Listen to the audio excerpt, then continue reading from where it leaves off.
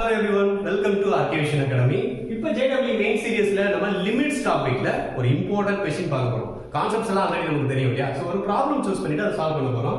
Problem கவனிங்க, limit x tends to pi by 2 cot x minus cos x by pi minus 2x the whole cube. இதான் problem. இதோட solutions என்னன்னா 1/4, 1/24, 1/16, 1/8. இந்த நாலு ஆப்ஷன்ல எந்த ஆப்ஷன் கரெக்ட்னு செக் பண்ண போறோம். So question is very easy actually. இந்த क्वेश्चन பாருங்க, limit x tends to pi by 2 cot x minus cos x by pi minus 2x the whole cube. So நான் என்ன பண்ண போறேன், limit x tends to pi by 2 நியூமரேட்டர்ல இருந்து cot x வெளிய எடுத்தா balance 1 minus sin x இருக்கும். டினாமினேட்டர்ல இருந்து 2 வெளிய எடுக்கிறேன், அப்ப pi by 2 minus x the whole cube அப்படினு இருக்கும். சோ நான் இங்க என்ன பண்ண போறேன்னா லிமிட்டையும் ஃபங்க்ஷனையும் சேஞ்ச் பண்ண போறேன். அதாவது டினாமினேட்டர் பிராக்கெட்ல இருக்கிறத t ன்னு எடுத்துக்கிறேன். t pi by 2x pi by 2 minus x அப்படினு எடுத்துக்கிட்டேன்னா இது x சேஞ்ச் ஆகும்போது x tends to pi by 2 minus t ன்னு மாறும். சோ x ல இருக்கிற ஒரு ஃபங்க்ஷனை t க்கு மாத்தும்போது லிமிட்டையும் நான் t க்கு மாத்தணும். x tends to pi by 2 ஆகும்போது அத கொண்டு போய் இங்க சப்ஸ்டிட்யூட் பண்ணா t tends to 0 ன்னு சேஞ்ச் ஆகும். சோ டோட்டல் क्वेश्चन எப்படி மாத்த பாருங்க, limit t tends to 0 cot pi by 2 minus t 1 minus sin pi by 2 minus t divided by 8t cube அப்படினு வந்திருக்கு.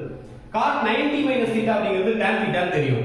sin 90 minus theta அப்படிங்கிறது cos theta. சோ क्वेश्चन எப்படி பிரிக்க போறோம், limit t tends to 0 tan t divided by 8t, அதாவது கீழ இருக்க 8t cube 8t into t square அப்படினு ரெண்டு டினாமினேட்டரா பிரிச்சுக்க. அப்ப tan t divided by 8t 1 minus cos t divided by t square அப்படினு வந்தது. இந்த ஃபங்க்ஷனை என்னால டைரக்டா லிமிட் போட முடியும், because tan t by t யோட வேல்யூ வந்து 1. சோ அப்ப 1/8 அப்படினு வந்துரும். இதுல டைரக்டா லிமிட் போட்டா 0/0 ஃபார்ம் வரும். சோ நான் என்ன பண்ண போறேன்னா எல் ஹாஸ்பிடல் ரூல் யூஸ் பண்ண போறேன்.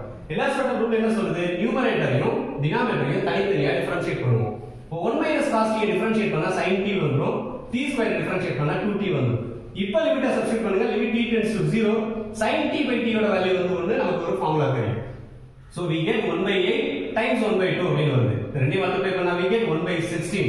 Check our options. Option C 1/16 is the correct answer. Thank you.